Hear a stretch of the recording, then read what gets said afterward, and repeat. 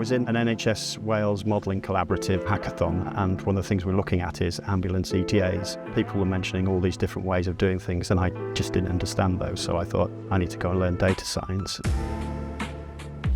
So I chose data science at USW. It has all the relevant modules for becoming a data scientist or a data analyst, like machine learning, big data, like computing.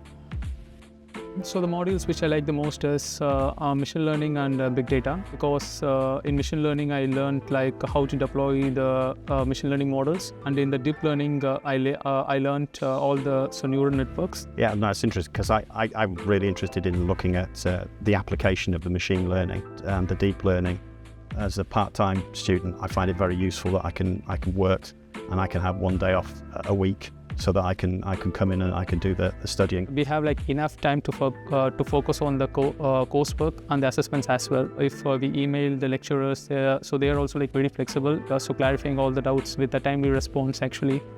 The biggest advice I would have is be able to do some R or some Python before you come on the course. I think it really helps. So there are like plenty of opportunities. After completing MSc in data science, we can go as like a data scientist, machine learning engineer, data analyst, data engineer, anything like that.